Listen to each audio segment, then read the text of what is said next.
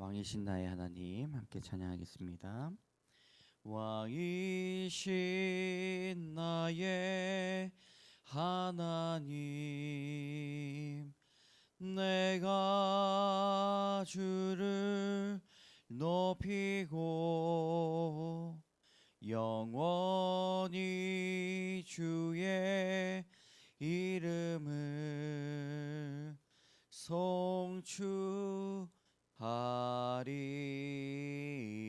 송축하리이다.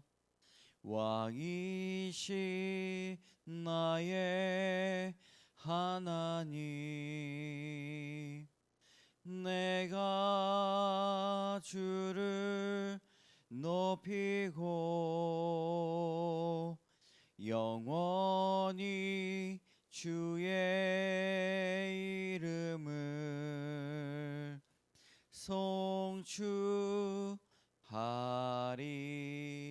송축하리이다. 왕이신 나의 하나님, 왕이신 나의 하나님, 내가 주를 높이고 영원히 주의 이름을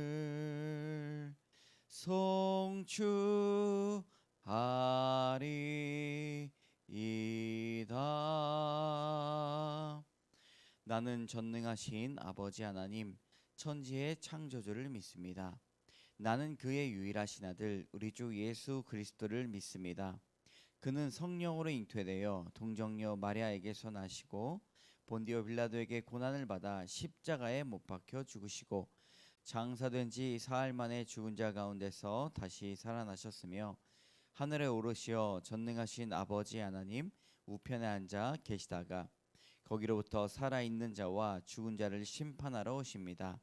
나는 성령을 믿으며 거룩한 공교회와 성도의 교제와 죄를 용서받는 것과 몸의 부활과 영생을 믿습니다.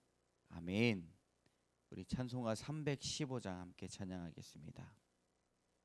찬송가 315장 내 주 되신 주를 참 사랑하고, 찬송가 315장 함께 찬양하겠습니다.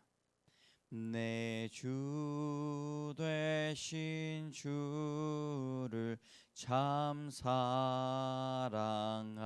사랑하고 곧 그에게 죄를 다고 합니다.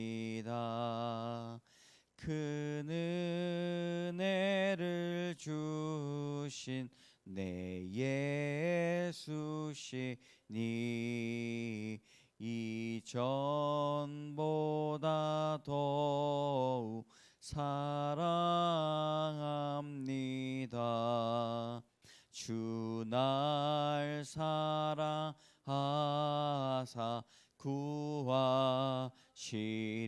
구하시려고 저 십자가 고난 당하셨도다. 그가 시간 쓰신 내 주 배우니 이전보다 더욱 사랑합니다. 내 평생에 힘쓸 그 큰 의무는 주 예수의 덕을 늘 기림이라. 숨질 때에까지 내 할 말씀은 이전보다 더욱 사랑합니다. 그 영광의 나라 나 들어가서 그 풍성한 은혜 늘 사리 금면류관 쓰고 나 찬송할 말 이전보다 더욱 살아 1절 4절입니다.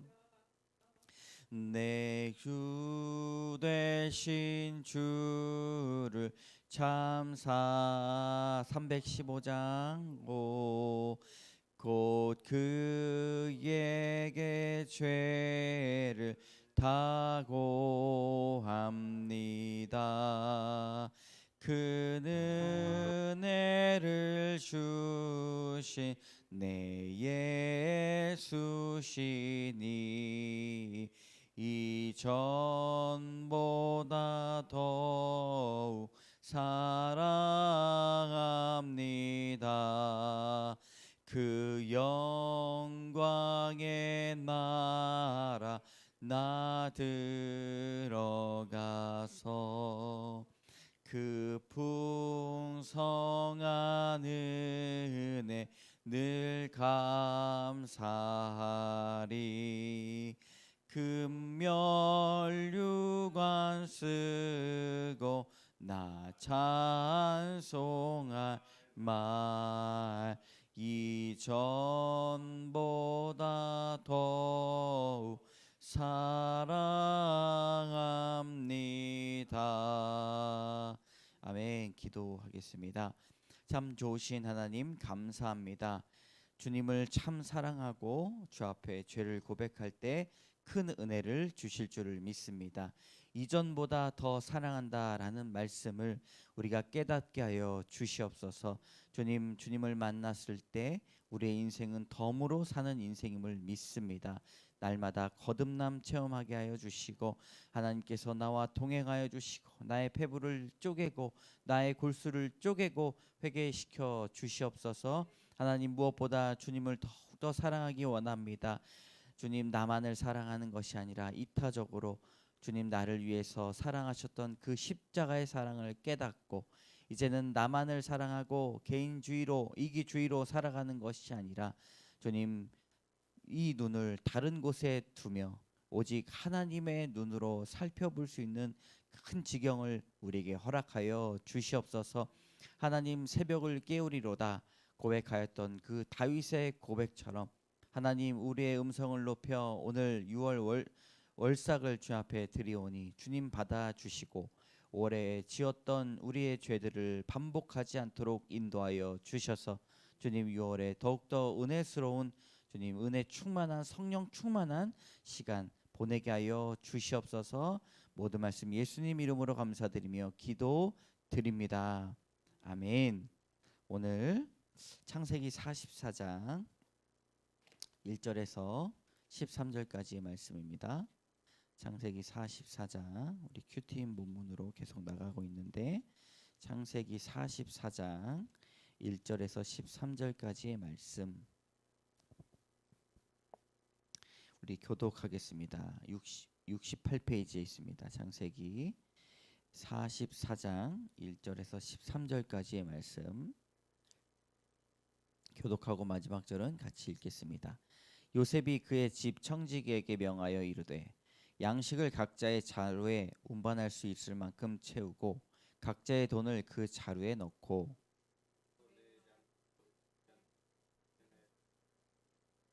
양식값 돈도 함께 넣으라 하며 그가 요셉의 명령대로 하고 아침이 밝을 때에 사람들과 그들의 나귀들을 보내니라. 그들이 성읍에서 나가 멀리 가기 전에 요셉이 청지기에게 이르되 일어나 그 사람들의 뒤를 따라가서 그들에게 이르기를 너희가 어찌하여 선을 악으로 갚느냐. 이것은 내 주인이 가지고 마시며 늘 점치는 데에 쓰는 것이 아니냐. 너희가 이같이 하니 악하도다 하라. 청지기가 그들에게 따라가서 그대로 말하니 그들이 그에게 대답하되 내 주여 어찌 이렇게 말씀하시나이까. 당신들의 종들이 이런 일을 결단코 아니하나이다. 우리 자루에 있던 돈도 우리가 가나안 땅에서부터 당신에게로 가져왔거늘 우리가 어찌 당신의 주인의 집에서 은금을 도둑질하리이까. 당신의 종들 중 누구에게서 발견되든지 그는 죽을 것이요 우리는 내 주의 종들이 되리이다. 그가 이르되 그러면 너희의 말과 같이 하리라. 그것이 누구에게든지 발견되면 그는 내게 종이 될 것이요 너희는 죄가 없으리라. 그들이 각각 급히 자루를 땅에 내려놓고 자루를 각기 푸니 그가 나이 많은 자에게서부터 시작하여 나이 적은 자에게까지 조사하매 그 잔이 베냐민의 자루에서 발견된지라. 함께 읽겠습니다. 그들이 옷을 찢고 각기 짐을 나귀에 싣고 성으로 돌아가니라. 아멘. 여러분, 말씀으로 한 달을 시작하는 여러분에게 하나님의 뜻을 사모하는 시간 되시기를 바랍니다. 말씀이 없는 삶을 살면 안 되죠. 말씀이 없는 삶을 살아가고 있는 현대 기독교인들이 너무나 많이 있습니다. 설교를 듣는 게 말씀으로 사는 것이라고 착각하는 사람들도 많이 있고, 말씀 성경 통독을 하고 성경 공부만으로 말씀과 전혀 관계가 없이 살아가는 사람들이 많이 있습니다. 이런 사람들은 말씀으로 살아가는 것이 아닙니다. 신명기에서 말씀으로 사는 삶이 어떤지를 잘 말해주고 있습니다.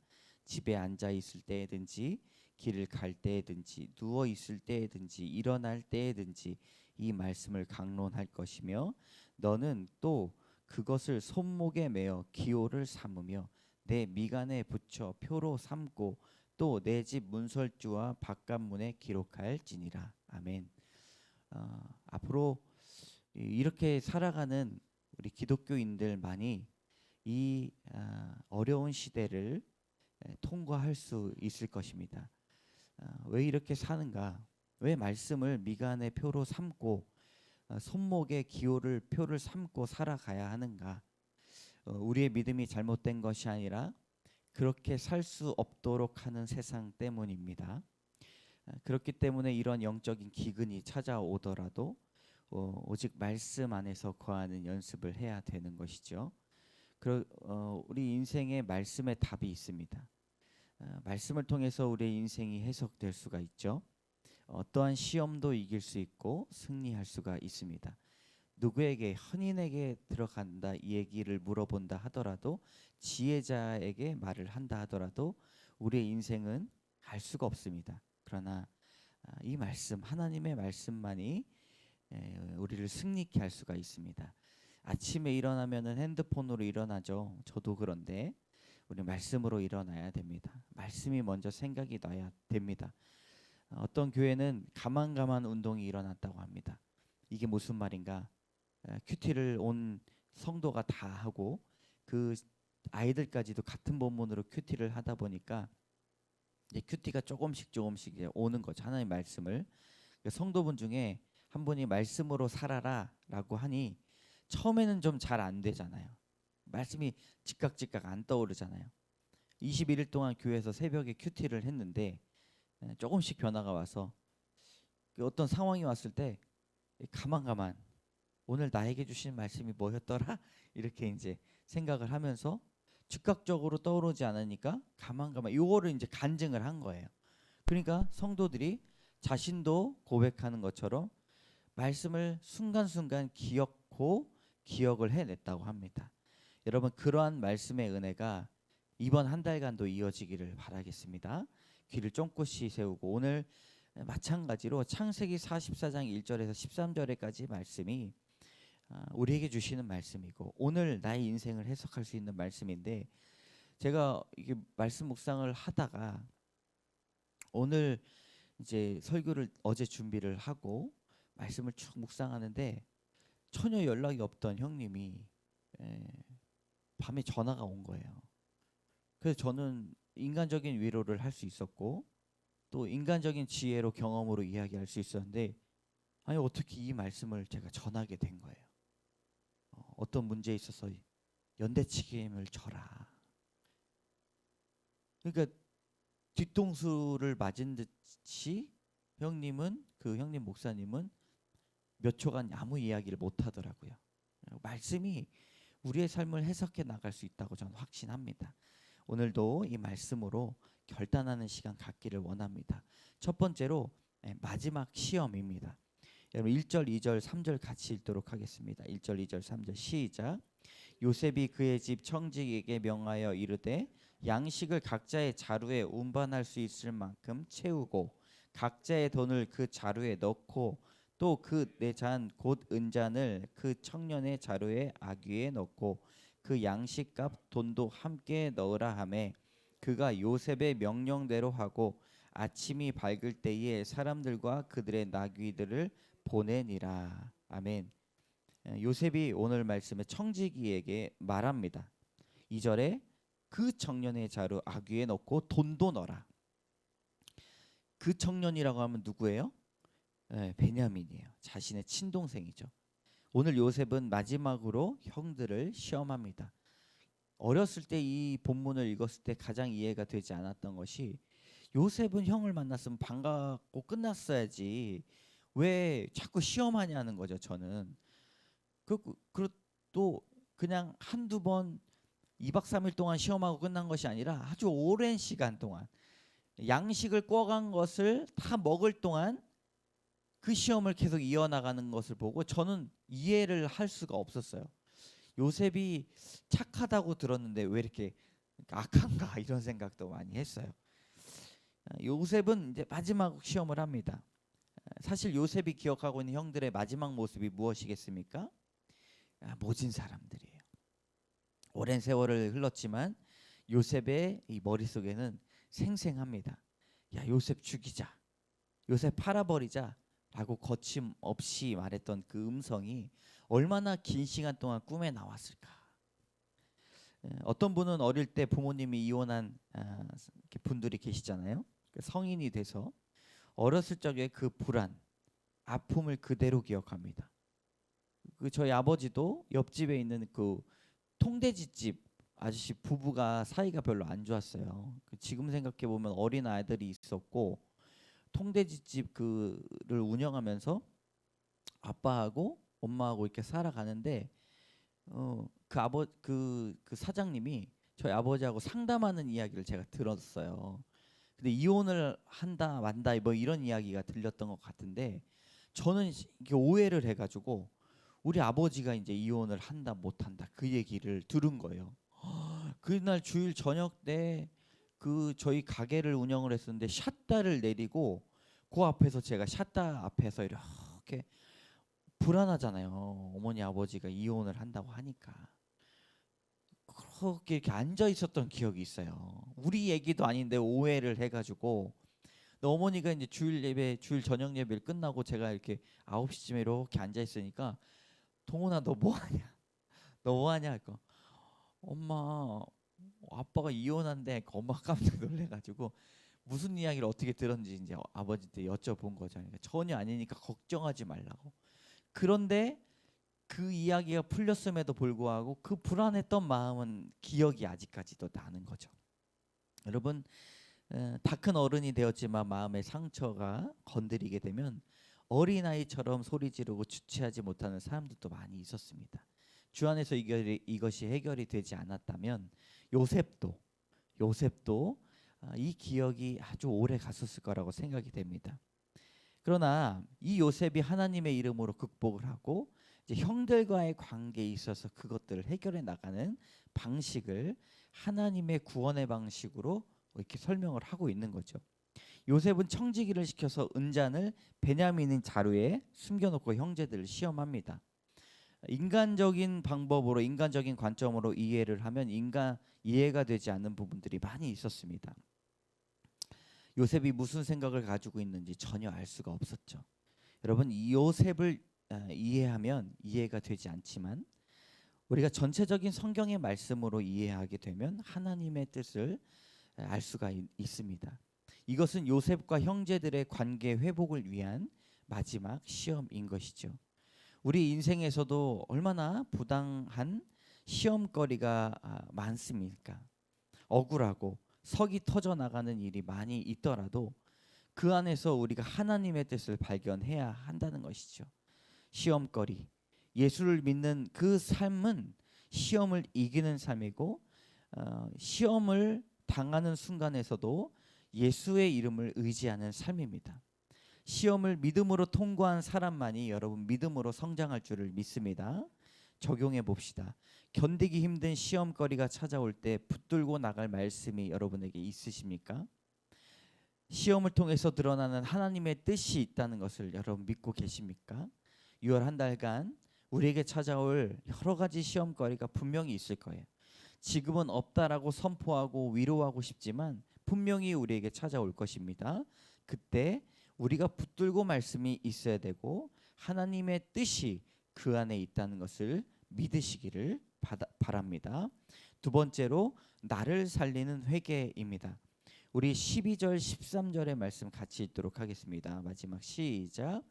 그가 나이 많은 자에게서부터 시작하여 나이 적은 자에게까지 조사함에 그 잔이 베냐민의 자루에서 발견된지라. 그들이 옷을 찢고 각기 짐을 나귀에 싣고 성으로 돌아가니라. 아멘. 형들의 자루에 은잔을 넣어 보내라고 요셉이 청지기에게 시켰는데 아침에 이제 해 돋을 때 형제들을 내가 보낼 것이다. 고향으로 보낼 텐데 머지 않아서 성 밖으로 나가기 전에 이제 잡으러 갈 것이다. 쫓아가서 그들을 잡으라라고 말을 합니다. 그때 당시에 형제들이 당연히 결백하다고 이야기를 하겠지만 9절에 이런 고백을 합니다.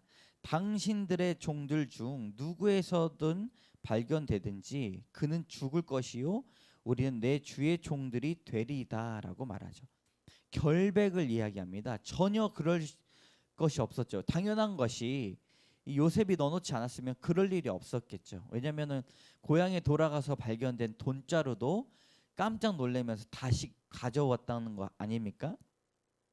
그런데 12절에 베냐민의 자루에서 그것이 발견이 됩니다. 형들 입장에서는 하필이면 베냐민의 자루에서 나이 순으로 밥 먹을 때도 나이 순으로 앉힌 거 있잖아요. 파티에서 그것도 형제들 입장에서 이해를 하지 못한 것이죠.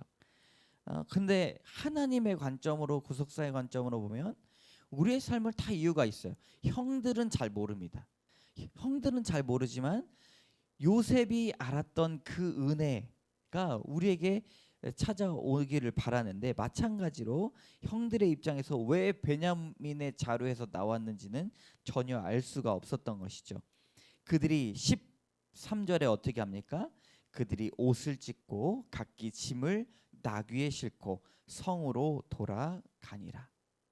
옷을 찢는다는 것이 무엇입니까? 회개예요. 마음을 찢는 것이죠. 소리를 지릅니다. 억울합니다. 여러분 과거에 이건 베냐민에 관련된 이야기인데 요셉에 관련된 이야기를 우리는 상기해 볼 수가 있습니다.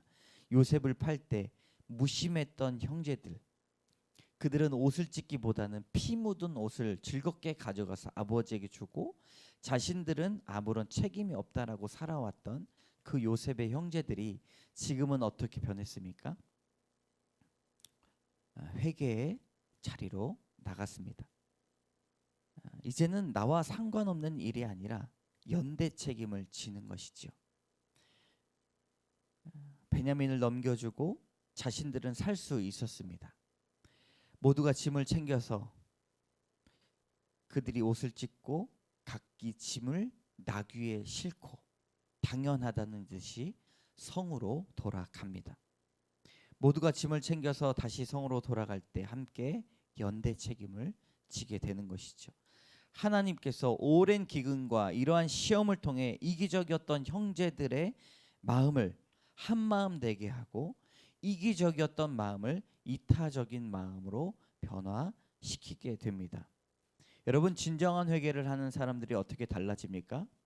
가치관이 달라지고 자신보다 남을 생각하게 됩니다. 요즘 저는 진정한 회개를 매 순간 하고 있습니다. 예전에 십자가에 보면 십자가에 달린 사람의 죄를 이렇게 다는 죄패가 있지 않습니까? 만약에 죄패가 있다면 저도 죄패가 많이 있어요. 성공주의, 분노, 음란, 게으름, 교만, 정죄. 저의 죄패가 이렇게 달려 있어야 됩니다. 얼마나 죄인 중에 괴수인지를 몰라요. 바울의 고백 중에서 죄인 중에 괴수구나라고 이야기했던 그 고백이 저에게도 있었습니다. 그래서 지금 이제 시행하고 있는 양육 과정에 간증문을 내라길래 죄패만 적어서 가져갔어요. 양육하시는 분이 목사님 죄패만 써내셨네요.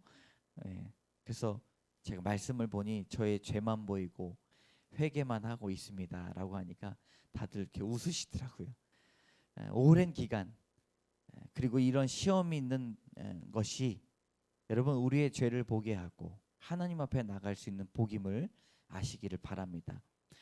이 세상이 살아갈 때 앞으로 더욱더 악해지는데 예전에는 30년, 40년, 100년, 200년 전에는 회개하라 천국이 가까이 왔느니라 라고 선포된 그 말씀으로 엎드려지는 사람들이 너무나 많이 있었습니다. 그러나 이 시대에, 이 악한 시대에 하나님의 1.1핵이 우리의 폐부를 쪼개고 골수를 쪼개기를 원합니다. 하나님의 놀라운 은혜가 주님 살만 나게 할 거예요. 이번 달 적용해 보시기 바랍니다. 내게 찾아온 문제가 나에게 찾아온 여러 어려움들이 나를 구원으로 인도하는 일은 아닙니까? 이타적인 적용을 하고 있는지 다른 사람을 바라보고 있는지 구체적으로 적용하시는 여러분들 되시기를 바랍니다. 그것이 나를 살리는 회개입니다. 함께 말씀을 가지고 두 가지로 기도하고 세 번째로는 나라와 민족을 위해서 기도하겠습니다. 첫 번째로는요. 세상적으로 부당해 보이는 일일지라도 옳고 그름의 문제가 아닌 구속사 이 하나님의 관점으로 사건을 바라보기를 원하기 바랍니다. 하나님의 뜻을 깨달아 알기 원합니다. 이 시간 기도할 때 하나님의 뜻을 발견할 수 있도록 여러분 도와달라고 기도합시다. 시험거리가 시험이 되지 않고 성장이 되게 하여 주시옵소서. 여러분 주여 한번 외치고 다시 한번 기도하도록 하겠습니다. 참 좋으신 하나님, 주여. 하나님, 부당해 보이는 시험일지라도 하나님, 우리는 도통 이해할 수 없는 일들이 너무나 많이 일어나고 있습니다. 우리 삶 가운데 하나님, 내가 원하지 않던 일들, 내가 계획하지 않았던 일들, 시험거리, 사람과의 관계가 너무나 많이 일어나고 있습니다. 하나님, 나를 사랑한다고 말씀하셨는데 왜 이런 일이 일어납니까? 하나님, 나를 말씀으로 성장시켜 주신다고 하셨는데 하나님, 내가 이해하지 못한 일들이 너무나 많이 일어나고 있습니다. 하나님, 내가 이해할 수 없고 내가 깨달을 수 없지만 하나님, 구속사적인 관점으로 하나님의 놀라운 역사하심으로 주님, 성경에서만 일어나는 것이 아니라 지금도 내 인생에 구속사의 역사가 일어날 줄을 믿습니다.